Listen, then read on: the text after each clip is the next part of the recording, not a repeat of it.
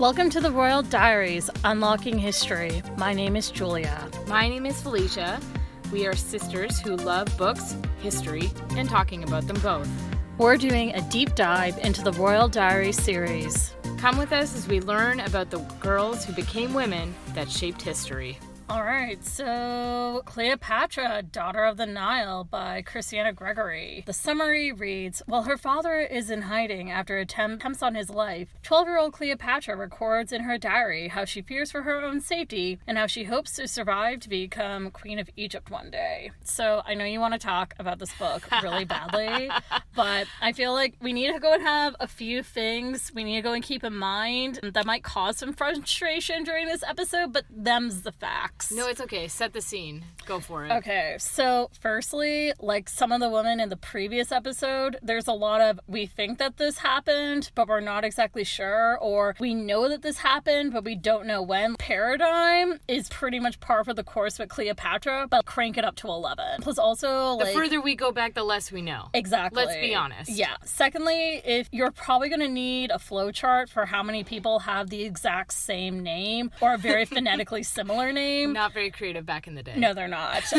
Things are just going to be really confusing at points, and my apologies. Also, we have the issue of the Anglicization of some names, like a lot of Greek and Roman names, so that's also a treat. Another thing, too, is that my main issue with researching this episode is that I found that within the scholarship, we have some really excellent primary source-based scholarship, but then there's a lot of really shitty scholarship that plays into these really... Like I heard from a friend of a friend of mine. Of a friend. Like, we have a lot of Us Weekly levels or TMZ levels of historical gossip about Cleopatra. Orientalist and sexist tropes. Yeah, for sure. And there's also a lot of debates, too, on literally, like, who is who and if some people even existed. Doubling up of names. Oh, yeah. Pretty much just, I'm not trying to be, like, fast and loose with the history, but also there's a lot to distill down into a narrative. Don't worry, I'm not going to come after you. What's the truth? Okay. Caveats aside, this is set in 57 BC. Cut some slack. For those wondering, my sources, I'm mostly going to be drawing from Roller's biography of her that was written for the Women in Antiquity series for Oxford University Press. Hardcore. And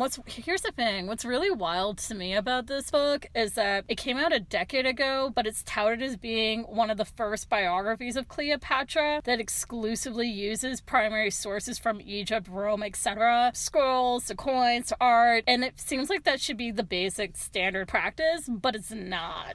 What a novelty. For this historical biography, I'm gonna use historical stuff. Pretty much. Okay. And I think that this is just something we should keep in mind about Cleopatra as a figure. Okay. And Roller says, quote, she suffers from male-dominated historiography in both ancient and modern times and was often seen merely as an appendage of the men in her life or was stereotyped into typical chauvinistic female roles such as seductress or sorceress, one whose primary accomplishment was ruining the men she was involved with. I want to just parallel side note. So you know how I feel very strongly about Elizabeth Taylor, and obviously yes. Elizabeth Taylor famously played Cleopatra. And I feel like that is the same narrative that Elizabeth Taylor played out. Elizabeth Taylor, extravagance, married a billion dudes, not really having any sense of herself and no talent, nothing to actually offer except she was hot. Excuse me. Elizabeth Taylor.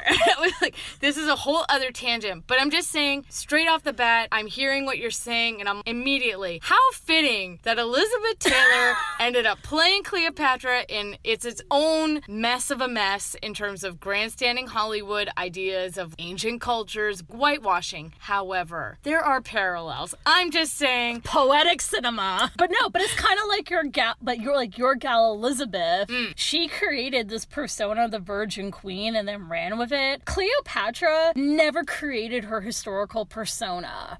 That was then perpetuated throughout the ages. She wanted to be viewed as she worked really hard to maintain her role as the last Hellenistic ruler, and not just in Egypt, in a world that was being overrun by the Roman republics and soon-to-be empire. You and I talked really briefly about this earlier. The difference is Elizabeth was quote-unquote the winner in her story. So she got to create the narrative of how people remember her. Spoilers, Cleopatra is not exactly a winner. No. And so she doesn't get to dictate her future story and how we think about her, talk about her in years to come. Exactly. Yeah. Yeah, our amuse-bouche before we go into the massive banquet, which is gosh. Cleopatra. But All yeah, right. so quickly, what did you remember about the book? Okay, so what I remember about this book is I was much more excited for this Cleopatra book than the Elizabeth I book when I was a small child. Because my first foray into love of history was ancient Egypt. Yeah, legit. Ancient Egypt is such a gateway drug into history. It really is. And so for me, any single book, I loved it. So when this one came out, I was, yes, I already know all about this. And that's where it was really interesting too, because I was learning about ancient Egypt. And Cleopatra is not ancient Egypt. No. Part of like antiquity. Yeah, she's modern antiquity. Yeah. So it was really interesting when I was reading it. She is just as removed from ancient Egypt as I am. And so I think that was... that was the difference for me. And also, I'm looking at the cover right now, and it's a beautiful North African looking girl standing with her hand placed upon a leopard's head. And we've revealed this is her pet arrow. Within the narrative. Yeah, and this is another one of those things. So I was just, oh my God, I loved big cats. I wanted a tiger, a la Princess Jasmine in Aladdin. There's something about a petite woman being able to tame a beautiful, majestic, independent cat. This is my soul creature. So, two things. Number one, you wanted to be like up on Tiger King minus the animal abuse way back before it became popular. I know. And then like number two, it's just a giant Beauty and the Beast metaphor, isn't it? Ish, but no, it was more Princess Jasmine. Yeah, and I think that's the one thing. Hashtag the dream. Pretty much. I mean, I think like that's the thing though about the cover though that's kind of disappointing in its own way because it's automatically playing into those types of tropes. So what did you think of the book? You know what? I wrote down a couple of my little thoughts, and again, this is another narrative of the overfunctioning child because we have the underfunctioning parent. I know. And yikes. Like, this theme continues to run through these books. Yep. It's like either you have a dead mom, you have like a dead mom and or an absentee dead mom, and then you have an absentee parent. Yeah. And you have to become the parent because they are not going to be your parent. Exactly. I am so tired of these young girls not being able to be 12 and 11 years old because the people that are supposed to be the adults will not be the adults in their lives. Pretty much. And then two things. The biggest chunk of this narrative is that she goes basically on a trip to Rome and she's there for a number of years. Two. Yeah. Did this happen?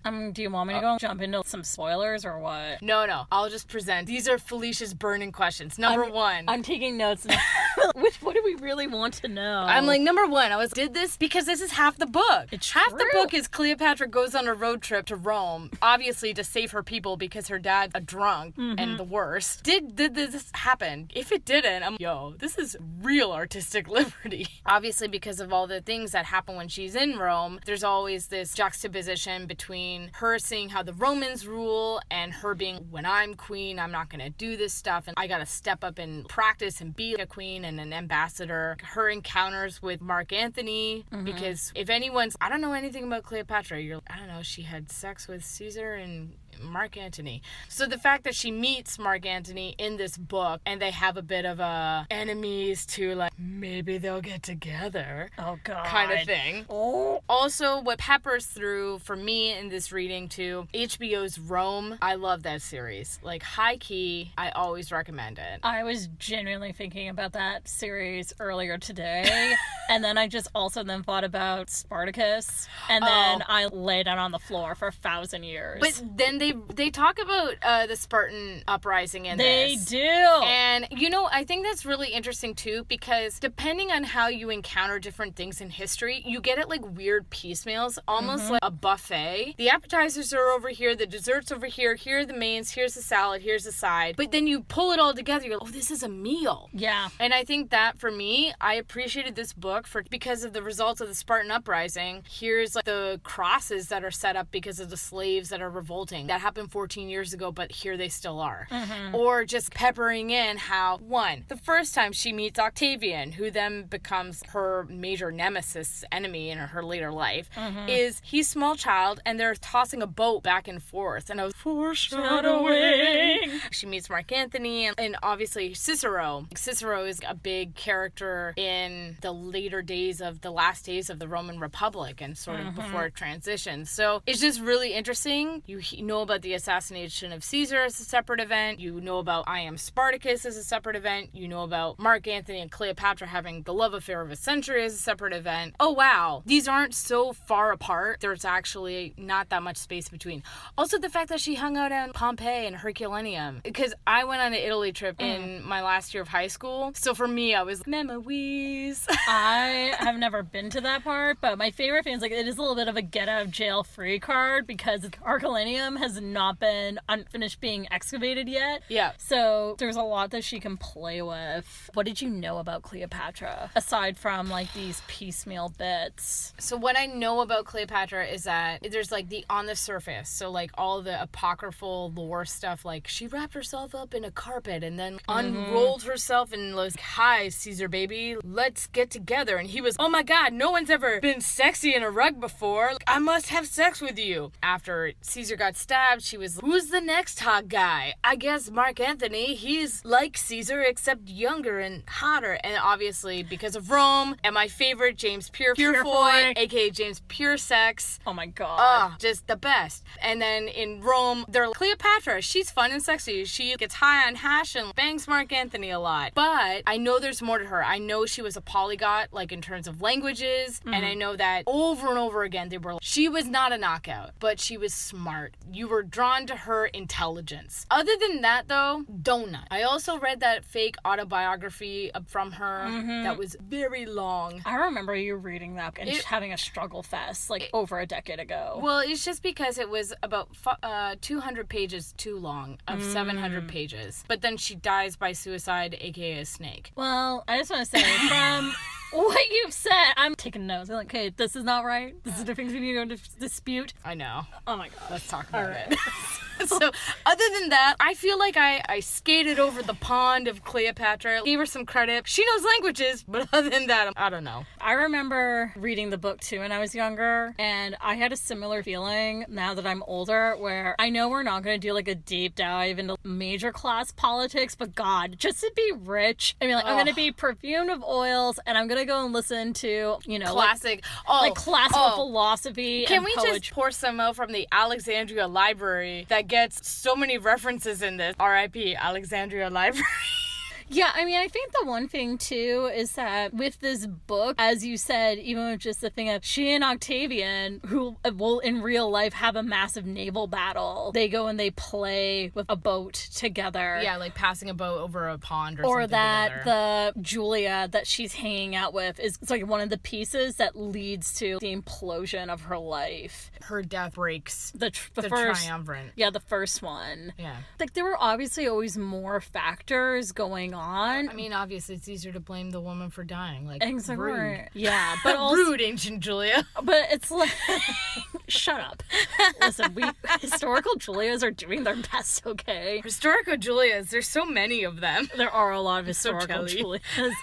In the opening scene, as of course, there's a snake, a poisonous snake going through the palace. Oh my, just now you saying it, I wasn't reading this with any critical literary thing at all. This is another thing. The theme of absentee parent, but also terrible siblings. Yeah. Okay, so, like, let's do a little bit of basic overview of, like... Tell me about this wacky debacky family, please. Okay, we're going to be doing a little bit of jumping back and forth in time, too, at points throughout this episode. That's cool. Yeah. So Cleopatra, though, was born on either in December 70 BCE or January 69 BCE. And she died in August 30th BCE, and she was part of the Ptolemaic dynasty, who had ruled the bulk of Egypt, Cyprus, and parts of Asia Minor, or present present-day Turkey for about 300 or so years. I don't know if you want to go and be keeping track of how often I'm going to be saying the name or the word Ptolemy. I don't. You don't? Also, just for people who are listening and not reading, it's a PT. The P is silent. Yeah, it's Ptolemy. And if you were like a small child like me when I was reading it, you probably read it Ptolemy. Same here. Oh, hell yeah. And then later on you hear about the Ptolemies. You're like, who the heck are the Ptolemies? I missed that dynasty. And then it's the same people, stupid. Okay, but anyway, so her father was Ptolemy the 12th, who was legit nicknamed the Piper because the guy did like to party. Oh, her dad. I know. Man, dude, I understand pressure and blah, blah, blah, but there are people relying on you. Well, Nut up. Well, the thing is that his Ptolemy the 12th, his father nutted up into somebody who wasn't his wife, which then produced Ptolemy the 12th. Hey, for once it wasn't inbreeding. I know, for once. Magical. So he really only became king because everybody else killed each other in the Civil Wars. True say. Who do I go and refer to have been like the massive amounts of people who are fighting each other? You don't even need to know that. Just basically, he became king for sheer frickin' dumb luck. Also, we do not know exactly who her mother is. Oh, yes. Yeah. Some historians say that it was Cleopatra V Tryphania, but again, we can't be sure. Rollins doesn't claim anyone specifically, but he says that Cleopatra's mother was actually probably a mix of Greek and Egyptian descent. She did have an older sister. Rollins uses the Greek spelling Berenike and said that she was the eldest child and probably the sole daughter of Cleopatra VI, the official wife of Ptolemy the 12th. Okay, in this book... We're getting to your first plot twist, Felicia, which is that the Tryphania in the book probably didn't actually exist. What? Yeah. What? No. She was like a Disney villain. She's like gonna threaten people with knives. And you mean Berenice, the one who is unimaginative and calls baboon? She was real, but like the actual bad girl wasn't? Yeah. Berenice actually, I'm just gonna go and call her Berenice just to be make my life easier. Bernice or Berenice? Whatever. Anyway, no offense to anybody who's named that or any scholars of ancient Greek who might actually be listening. No, it's just because it's a cumbersome name and I'm just calling her Bernice. Yeah, the Tryphania in the book probably didn't exist. There is a Tryphania mentioned in passing in court records around the time of Berenice's reign, but now it's thought that that woman could have been either Berenice's mother, she might have been Cleopatra's mom, probably not. She could have been another woman with the same name, which I will not put it past these people, or she could have been an unrecognized sibling. Okay, so just for people who aren't aware, in this book, Cleopatra, she and her dad take off to Rome, and in that time, her older sister, who now Julia is now plot twisting to me, maybe did not exist, Tryphania, takes over the throne. She ends up getting killed by people who are loyal to Cleopatra's father, and then Cleopatra and her father are told, come home, and her sister Berenice, in that time, has taken over. Yeah. But what you're saying is, it may have been Cleopatra's mom. Or Berenice's mom. Who actually had taken over in that time. With Berenice as a co-ruler. Okay. Yeah. Either way, the Tryphania figure was murdered. Yes. And Berenice did take over the throne when Ptolemy Piper skipped town to Rome. And Berenice was, she was named queen by a faction. She was then she was actually executed on her father's order when he returned from Rome a couple years later. Yeah. And for a child's book, just so you know, it's a pretty yikers moment when it's Cleopatra, come stand next to me, small daughter. A soldier comes in with Berenice's head on a shield, like a platter, and spills the blood on the floor. Like, yikers. I remember that moment vividly and rereading it because I was shook. It's a lot. But then again, if you grew up reading about John the Baptist being beheaded, you're I literally was thinking about John the Baptist and his head on the shield. And you're just, amateur hour. Nobody danced for this head. Oh my gosh. Cleopatra also had two younger brothers. Again, Ptolemy the 13th, who was born about 61 BC, and Ptolemy the 14th, who was born in 59 BCE. Question. What about her younger sister, Arsenio, aka Arsenio Hall? We are going to go and get there in a moment. Okay. Yes, she did go and marry them and was co-ruler with each of them at one point, but, they were both deposed due to her dynastic needs and wants. I mean, I understand keeping the power in the family, but there's a limit. I mean... back, but pretty much when the first Ptolemy took over, he goes, I'm gonna go and marry as many powerful Greek women as I can and produce as many children as I can. Like, the first Ptolemy ruler had over a dozen kids. We have enough people that if we start we can basically make our own weird village, so it's not as inbreedy as direct sibling to sibling. Pretty much. But that was also a practice from ancient Egyptians too. Oh, yeah. And even in their ancient Egyptian mythology, blah blah blah, and they were siblings. And that was the same thing with the Greeks, too, of their gods as well. Because you did go and ask her about her. So she did have a younger sister, Arisno. She was actually made queen of Cyprus by Julius Caesar in 47 BCE. There were a lot of times when people were trying to foist Cleopatra off of her throne. And it was mostly between her and her siblings. Why didn't they just stay in their lanes? Because people are becoming either puppets or they want power. I feel like she was a puppet. Yeah, probably. Because basically, Cleopatra went and was chilling in what we now know as Syria, and then Arisna was exiled to Ephesus, and then was living there after her. She was paraded through a triumph, was then committed to a temple, but then Mark Antonius, aka Mark Antony, had her killed in 41 BCE at Cleopatra's request. Yikers. I know. So yeah, like that's basically her immediate family. What a mess. Jerry. But the thing is, like, you think that these people are ridiculous. It's just a family trait. I mean, it's a trait for anybody who has a margin of power. Yeah. I mean, people were shading on Henry VIII. Yikes. I know. And the thing is, so we can't really understand Cleopatra in a vacuum, but even in the vacuum that contains Rome, we need to understand her, the context of her dynasty, right? Mm-hmm. It's like, on one hand, we're saying, that's really yikers, but these are also like the Ptolemies, right? Yeah, it's just how things were done. What do you know about the Ptolemies? Okay, this is probably all wrong. It's okay. This is why we're here. This is why we're guiding through. Okay, so Alexander the Great basically conquering the modern ancient world bit by bit. He's from Macedonia originally. Mm-hmm. I think I should take over the world. Yeah. And so then that's what Alexander set out to do. Mm-hmm. And along the way, as he conquered different countries, he's, how do I secure the countries but then keep on conquering? I know, I'll put my BFFs in charge of each country. You can be in charge of Egypt while I continue on my quest to rule the world. And he was also very unimaginative, and that's why there was many Alexandrias. And then he died, and that was... I mean... they were, let's put him back in the final resting place in Alexandria. And they're like, which one? The nice one in Egypt. Okay, so I just want to go and say your... Macedonian history for y'all.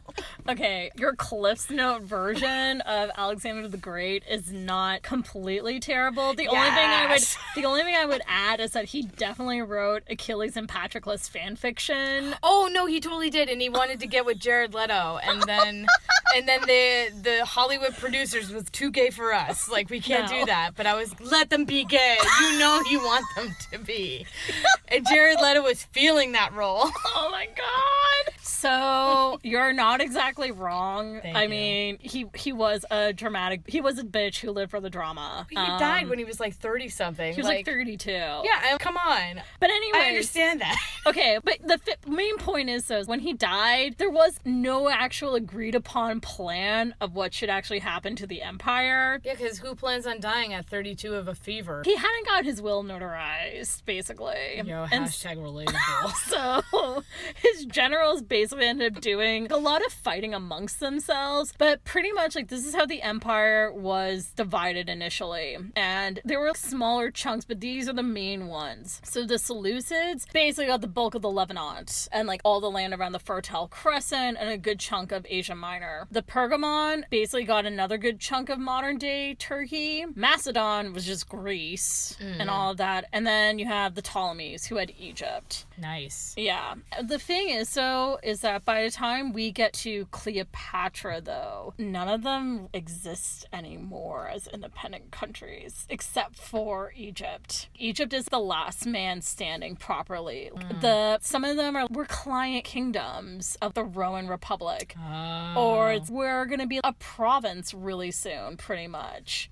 Or like, and Egypt's like, I'm holding out. Pretty much. I can be a power player still. I still got it, bro. Well, it's like saying that, but at the same time, the big problem is that also by the time that Cleopatra rolls into town, Egypt owes Rome a shit ton of money. All of those civil wars that were going on and the dynasty previously, they were almost bankrupt. Even though they supplied Rome with a lot of goods and supplies. Yeah, because I was going to say, I feel like they were the last port in terms of everything from the east. And I do remember this from the TV series, how Rome doesn't have its own grain because they don't produce anything. They import it all. Yeah, but that was the thing though. It doesn't matter even if it's we're going to withhold your food. It's bitch, you still owe me money. Yeah. And I have a really big army. I think that's the biggest thing. It's, yeah, you can hold back the grain, but we could just come in and take it. Yeah. What are you going to do? Cleopatra's Egypt and her dad, he did have a pretty decent relationship with Rome overall, even though he did owe them money. Mm-hmm. The main thing was that, and you asked this at the beginning, her dad did go to Rome. Road trip. Yeah, he did road trip to Rome. There was another coup that was basically staged in our civil war. And, oh shit, I need supplies, I need help, I need Rome. Yeah, because obviously people that will fight your wars cost money. Yeah, he wasn't great at taxing people. The book goes and talks about, and that's honestly, oh my god, that was your favorite passage. My favorite is, I think that the taxing's wrong. I'll be fair. I'd be like, I can't believe that like people that have money. I think I'll go and I'll get like a special amethyst necklace just for my pet leopard. For my pet leopard. Oh my god. I even wrote that. I was the duality of this girl. Pretty much. To answer your question, did Cleopatra go to Rome with her dad? Drum roll, please. We're not sure. Damn it. I mean, fair enough. It's sort of, if you're going to the mafia bosses, hey, they put the lien on me. Can I have a little more cash? Are you going to bring your 12-year-old kid with you? Thing too, though, at that point, Cleopatra, he had 3 other children aside from Cleopatra. They were all significantly younger than her. And so, oh snap, my eldest daughter has taken over. I'm going to need to get rid of her, but that means Cleopatra probably gonna go and be my heir too, right? And also keeping an eye on her too, because the 2 little ones, the 2 boys under the age of 10, I mean, they could be instated as puppets, but let's be real. One of them was literally a baby and the other one was 4. Okay. I'm gonna leave these 2 preschoolers in charge. No, that's not gonna happen. No, and legitimately they won't take over. Yeah. However, she's probably in that cuspy range where it's a little risky if I leave her alone, because she could maybe take over from the other one who's being uppity. Yeah. So maybe I'll keep her with me and have her loyalty or something. In fairness to Gregory, there's a lot, like there are quite a few things that we definitely do know about Cleopatra, but there's a lot of stuff that we don't. So her also being, I'm just gonna go and take these literally missing years, she's not mentioned at all in court documents, and just do something with them. Why the heck not? Exactly. Plus also, it does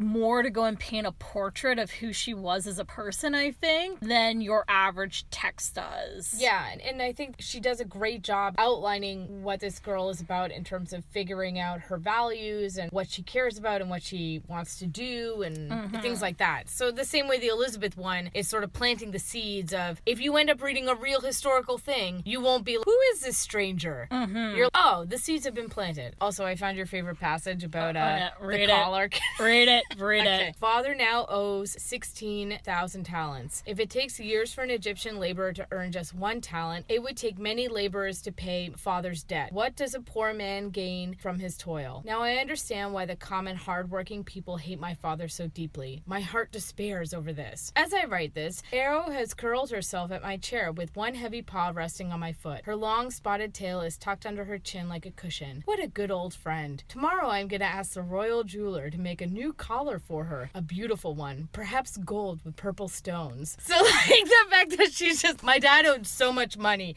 aka the poor people gotta work for my dad so much to make this money. Wouldn't it be nice to get my cat beautiful solid gold collar with amethyst stones? Pretty much. But that's so accurate. It's so accurate in terms of royals just not connecting the dots. Where do you think your money come from? Exactly. In fairness to Cleopatra, as like we're going through this book too, you go and see like she's incredibly scholastic. Cleopatra like did actually have like a really robust education. Yeah, I believe it. Yeah, I mean, great library that, whatever about the great library. I will remember you. You don't even know what was in it. I know, I'm just imagining Beauty and the Beast library on steroids. All right. Fair enough. But the point is that it was right next door to her, and it was in the palace complex, along with what was known as a museum, which was basically this massive research center. Nice. Being learned and a scholar, it was considered to be part of the ideal for a Ptolemy. She's also really notable within her family dynasty. She was the first ruler to actually speak the indigenous language. What an irony. The ruler of the Egyptians can speak Egyptian. I know. That's not completely unheard of trend, even throughout later dynasties and countries. And Rollins, he says that, according to Plutarch, wrote that the queen was gripping in her conversation and persuasive in her discussion. She was able to speak Ethiopian, Trogoti, the languages of the Hebreo, Arabus, Syrians, Medes, and the Parthens, and many others as well. And we can also conjecture that she obviously knew Greek, because that would be her native language, and she did know Latin, but she mostly read it because, interestingly, like Roman elites, like the patricians, Greek was still the dominant language, but Latin was used in official documents. Yes. In the book, it presents her as like, did they have her presenting reading Hebrew or Aramaic? It's Aramaic. Hebrew. She would have actually been reading Aramaic. That was the dominant language of the time. Even with those languages, they all really make sense for her to know them because of her later like wheeling and dealing with other people. Mm-hmm. And also, she, fun fact, was really good, like really tight with Herod the Great. Oh my gosh. Yeah, they really liked each other and they hung out. Oh man, two fandoms colliding. I know, right? I always get giddy when I know you! Pretty much. So this dude named Philostratus, he was also her tutor in philosophy, rhetoric, and oratory. She also knew mathematics and astronomy like nobody else's business. Oh man, can you imagine her versus Elizabeth I in like a mathletes competition? Okay. No, like but genuinely, a Jeopardy? Genuinely though, Elizabeth and Cleopatra are going to hold up as two of the most academically gifted. Rollins also contends that, we can't exactly be sure, but there's a strong chance that she actually even wrote some medical scrolls, and that she is attributed in writing a series of scrolls known as the Cosmetics, but no, they're not just these things about beauty regimes. I was going to say, please just tell me she wasn't an influencer about makeup. No. Okay. They're actual pharmacological texts. Oh my gosh. This image in the book of Cleopatra being this really smart, wanting to learn type of young woman, scholarly inclined, that was definitely a thing. Yeah, that's accurate for sure. Totally makes sense. So she meets Mark Antony. Yes, tell me about this. Can I tell you from my perspective? Okay, what do you know about Cleopatra's love life? I mean, you've kind of already said that you know that she definitely slept with Julius Caesar and she slept with Mark Antony. Yes. Which I just want to go and say really quickly before you start. Cleopatra, she was a bimbo or whatever. I was like, we only know. Or like the hoe of the Nile. But she literally, as far as we know, she only had 2 confirmed lovers. Oh my god, what a scandal. That's not very hoe-like. I mean, in that case, Mark Antony was definitely a hoe. And I know Mark Antony was a hoe, but also this is also James Purefoy. Oh, no, it's polluting. My perception. Okay, but Mark Antony was married, I think it was 5 times and had 8 children. Yeah, but I feel like for Mark Antony, it was 50% political, 5% I guess I gotta do the right thing. Hey, Cleopatra was married to some dudes for her brothers and she never slept with them, and that was political. Just accept it. Mark Antony was actually a hoe. No, he was a hoe. Not as big of a hoe as Julius Caesar was. Well, I think the fact that I know Julius Caesar was initially bankrolled by sugar mamas. Pretty much. So, when people are like, Cleopatra slept her way to the top. First of all, she was a queen when she was sleeping with people. So she don't have anywhere else to go. She was venerated as a goddess. The whole thing is Julius Caesar in this book, he was at the time off in Gaul. Yeah, Julius Caesar is not a character in this book. Every single time we hear about him, he's just conquering. Yeah, it was like first triumvirate, which was Pompey, Caesar, and Crassus. Yes. Yeah. And Mark Antony was Julius Caesar's master of the horse, his second in command. He was like his dude in Rome while Caesar was off campaigning. Julius Caesar is a figure who is looming in this book. Yeah, but he doesn't do anything really. No, he doesn't. And that pretty much makes sense because he and Cleopatra didn't officially meet until she does her rug bit, right? Well, apparently, which is in... Tell me about this rug story. Okay. Because I remember one of those true history fact kind of TV shows, and they literally rolled up a person in a carpet. Could this actually work? Yeah. Or would you die? Well, yeah. In a carpet. It's not about the fact was she rolled in a carpet, yes or no. The fact was that she took a risk. It paid off. Spoiler alert for this part. I'm sorry. It's okay. Julius Caesar... Okay, so... You're missing the point. Yeah. Here's the thing. Caesar was in Alexandria with the troops. He wanted his money back. But also, like, Cleopatra was also engaged in a civil war with her brother, husband, co-ruler, Ptolemy the 13th. And she was housed up in modern-day Syria looking for support. Ptolemy 13, he had Pompey, so one part of the triumvirate, murdered and had his head delivered to Caesar, which did not go over super well. Yeah. And this was all happening during like 48, 47 BCE. I feel like he was trying to do a power move and be like, look at me, I could chop off heads. And then Caesar's, excuse me, only one person gets to chop off my former best friend's head. My former son-in-law's. Except they were the same age. So that's a whole other... Poor Julia. Poor Julia. She's trying to get for this section. I know. I'm sorry. It's okay. I was like, how long is this episode going to be? It's going to be super long. Sorry. Okay, so... I have a lot of feelings. So, basically, in the end, we know that she did sneak herself into the Palace of Alexandria. She could have in a rug, she could have in a bedsheet, or in something, and this is what Plutarch says, or that she just presented herself to Julius Caesar. That's what Dios says. He was also a Roman historian. Quick side note, I wrote down Julius Caesar's JC, and I just want to say that like JC, Chazé, and Julius Caesar are about roughly the same age at this point. So frankly, I understand Cleopatra's point. Oh man, now I'm just picturing JC from NSYNC. Exactly! I'm not really pressed about which account is more true, because in the end, the result's the same. Mm-hmm. Cleopatra and Julius Caesar met, and they embarked on an affair that eventually, apparently, so she claimed, produced a son who she named Caesarion. I also just want to go and say, because we did go and discuss really not briefly, for a couple minutes, about how Julius Caesar was a hoe. So Julius Caesar was definitely no stranger to having sex or using sex for political purposes. Yeah, he wasn't. So according to Suetonius, a Roman historian in the 1st century CE, a young Julius Caesar was ambassador to Bithynia, northern Turkey, and he was particularly close to King Nicomedes IV, close enough that he was nicknamed the Queen of Bithynia. And when Nicomedes died, he left his entire kingdom to Rome. And for people, Julius Caesar working at that king, pretty much. For people who are wondering what my sources was, Adrian Goldsworthy's biography of Caesar, and also actual writings from the time. Julius Caesar was a hoe.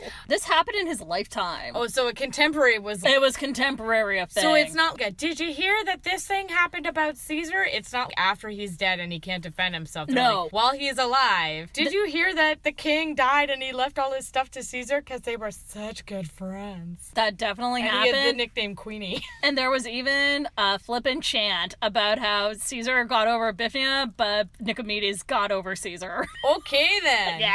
Yeah, Cleopatra, the hoe of the Nile. Let me tell you about the real hoe. Julius Caesar. Julius Caesar. Hoe of the Tiber. Hoe of the Tiber. Basically, she and Caesar, they were involved to the point that she would come and stay in Rome, cross the Tiber from Caesar's main house, and it scandalized the Roman patrician. And they pretty much had this off-again, on-again relationship until Caesar was assassinated. Okay. Yeah, Caesar... So it wasn't like a one-and-done thing. They had an actual... On-again, off-again. Like, they never married. No. But, like, it also wasn't considered to be adultery for him, of course, even though he was... You ally with it. And that's, like, pretty much what Cleopatra Cleopatra's entire love life is like, right? On one hand, she cruelly used him. What else is she supposed to go and do? Parallels with Elizabeth I and how she sort of had her, maybe I'll marry this guy, maybe I won't. And Elizabeth had to play the same game, except Cleopatra did it by saying, I got a bargaining chip because we got a kid together. Basically, she and Caesar on again, off again. He had an affair with the Queen of Mauritania this time too, which I laughed about when I found out. It's like, oh my god, he literally could not keep it in his pants. It's amazing. Well, he doesn't know how to say hello like a normal person, clearly. He's, hello, why are your pants off? I was like, be a normal person. I know. The thing is, the other great guy who we do go and see a lot in this book is Mark Antony. So don't think about James Purefoy. Okay, exhale that from my brain. Think about Mark Antony in this book. Okay, so in this book, he's kind of this, I don't know how to explain it. He's almost the hot jock who shows up. She's 13 or 14 in this book when they meet, and he's 26, and he teases her. Oh, she's like a little kid, gives her some ribbing and stuff, and she gets all a little haughty. I'm the queen in training. Nah. There's tension there. There's a vibe. And then at one point, he does kiss her. Yeah, but even as a kid, I was like, yikers. I was just to grab her by the shoulders and pull her to his face, and I was, yikers. Indeed. Tries to rescue her from the rain, and he basically keyholes her over his shoulder, and she gets all freaked out that she's being kidnapped, obviously. She takes his sword and she swings it around, and then it happens to cut his tunic, so then she gets to see a whole lot more of Mark Antony than she was anticipating. And then I didn't look, I made sure to look at the man's face so I wouldn't have to see his nakedness and blah, blah, blah. And then she was, I don't know what it is about this Mark Antony, but I think I want to see a lot more of him. And she also apparently kept a sword, which was a great moment. Yes. Okay, so Mark Antony, he was involved in Ptolemy the 12th, not the 13th or the 14th, her dad, his return to Egypt. Now, whether or not he and Cleopatra actually met in Rome during 12's time there, we can't really be sure. Yeah, because we don't know if she went on the road trip. Yeah, however, we definitely know that they did meet when Roman support came for 12. It sounds like I'm talking about like the frickin' doctor or something. Like, Antony apparently said that he fell in love with Cleopatra then and there when he met her in Egypt. Shakers. I know, which, yeah, I literally have in my notes, but she's just a little creepy. He was 13 years older than her at the time. When you have a teen meeting a 20-something-year-old, I'm like, oh, no. Just step away from the teenage girl. Step away from the teenage girl. Yeah. Thank you. Pretty much. But she and Mark Antony did have this relationship. Cleopatra was in town when Julius Caesar was assassinated. Oh, okay. So she basically was, all right, Caesarion, let's pack up. Daddy's not coming with us. We gotta go. And she went back to Alexandria. So she was, I'm here to hang out with my baby daddy. And then her baby daddy gets stabbed. She's, well, that's my cue to leave. Exactly. We don't need to go and get into the wars and everything that happened afterwards. When the dust settles, it's the second triumvirate, which is Octavian. I was just gonna say, I know it's Octavian, I know it's Mark Antony, and then it's question mark, dude. I know. Okay, and Lepidus. Who dat? Exactly. That's pretty much like what Octavian did. Lepidus, I guess you can go to Sicily, but I don't want that new phone. Who did? That's pretty much what Octavian... Oh, Octavian. Yeah. Such a scamp.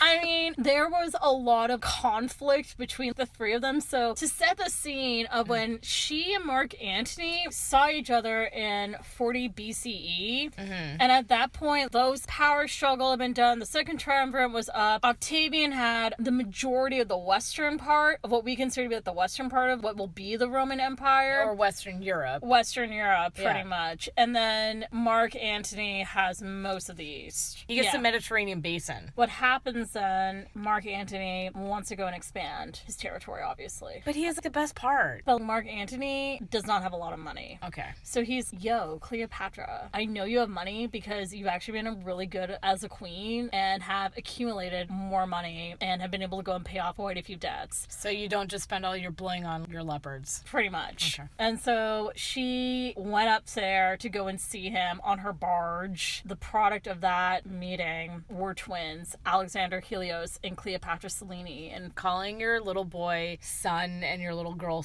moon. Well, that's the thing. Adorbs. Well, they actually didn't go and get those titles until later, which then causes some problems. Oh, okay. Okay. One misconception that often happens that people are like, oh, and they were together forever. No, they weren't. They had some magical evenings, and then they had twins, but the twins never met their dad until they were 3 years old. Her main thing was I now have one of the most powerful men in my area and region, and I have children by him. I've increased my heir count to 3 because in her family, people were dropping like daisies, right? Yeah. Now, at this point, though, is Egypt still its own independent country? It's still its own independent country. Then that's part of the tension, right? Because their relationship got revived again in about 37 BCE, so like a few years later. Mars like, you are the father. And it was like, oh my god, these kids. He's, I love you, Cleopatra. She's like, I guess. And then... oh my god. The worst nightmare ever. I just wanted to meet your kids. I didn't actually want to be with you. Pretty much. And then about a year later, a son, Ptolemy Philadelphus, was followed in 36 BCE. Okay. So they have 3 kids together now. Yeah. And that's the final kid that they have together. Big deal about them being together at that point was that Mark Antony, his 4th wife, was Octavia Minor, aka Octavian's younger sister. But obviously that was like a political marriage. I know how to make this person who I don't like not be able to kill me. But the thing was, he did screw over. I'm gonna divorce you. He played me wrong. I don't care about family dinner. Yes, and there's a lot of other moving pieces going on. So again, collapsing it down to it's only relationships is kind of stupid. Because Octavian was pretty much looking for an excuse to start fighting Antony. And then the big deal was, and this is where Alexander Helios and Cleopatra Selene getting their titles became a thing. Shortly after Ptolemy Philadelphus was born, Antony basically gifted parts of his land that he was in charge of to Cleopatra for her heirs, which were his kids. So Rome was, excuse me, we left you in charge of this portion. We didn't say that you had the right to go and give it away. That you're supposed to manage it. It's not actually yours to give as a gift. Pretty much. That was really the big thing. And then Anthony's so stupid. Exactly. Mark Antony was not the smart, really good at military strategy, and he was really charismatic and all that type of things, but number one, he didn't have Caesar's bankroll because he didn't get with the king of whatever. And he also didn't go and sleep with all those patrician ladies who were rich. True say. He had no sugar mamas. I mean, I have Cleo, but she's bish. You're on your own. Pretty much. She was just chilling. She had her kids. Her dynasty seemed pretty secure. Caesarion, she had deposed of Ptolemy XIV and basically made her son Caesarion her co-ruler with her. Yeah. She was chilling. Things were fine. For everything that we know of her reign, she was actually a pretty competent ruler. Okay.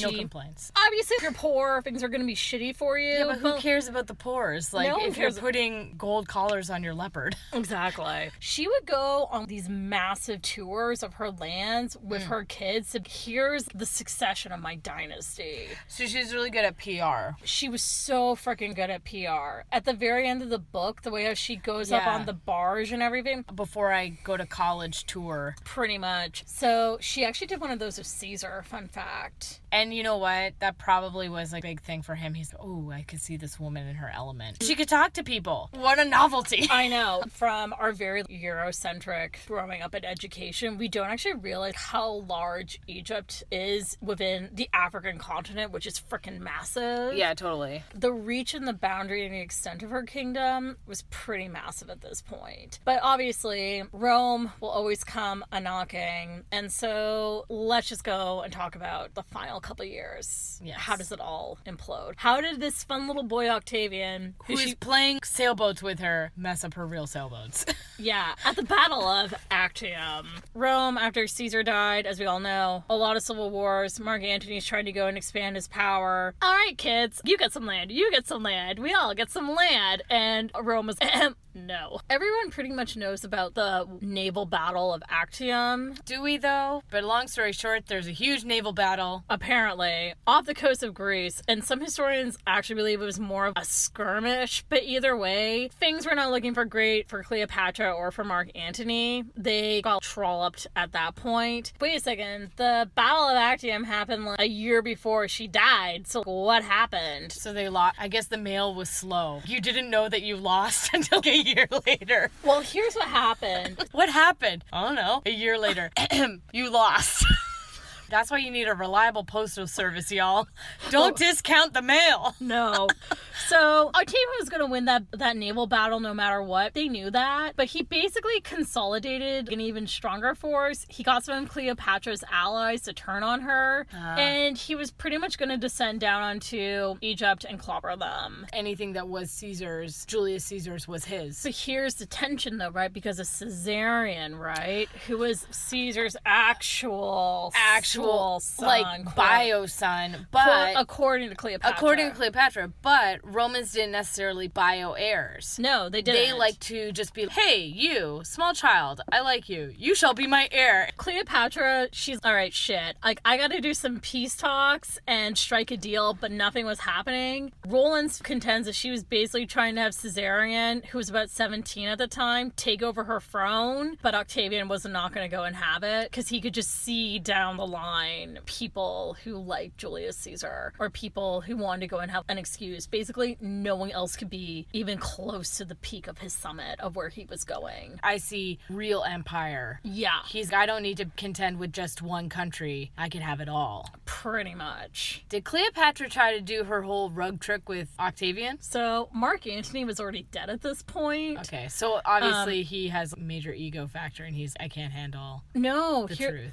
According to Plutarch and everything, Mark Antony was suicidal and depressed at this point, which is understandable because his army's imploded. He doesn't have enough money. Probably not going to go and get out of this alive. It's just really shitty. So where is he? Did he actually fight in with those boats, or was he just commanding, saying like, "Go sail boats"? No, he was at the Battle of Actium, and at that point, he had been living in Alexandria with Cleopatra for the past 4 or 5 years. Okay. He was accused of going native, being emasculated. Wanted to smoke hash and with lots of guy liner. Roman gender roles were super important in their propaganda. The fact that Cleopatra was openly about she was in power, she was going to wield power, she wasn't going to be that perfect Roman patrician woman. I'm sorry to go make another Rome reference. Adia the Julii. Yes. She connived and everything, but it was always within the confines of her own house. Yeah, whereas Cleopatra's, I don't need to do the real housewives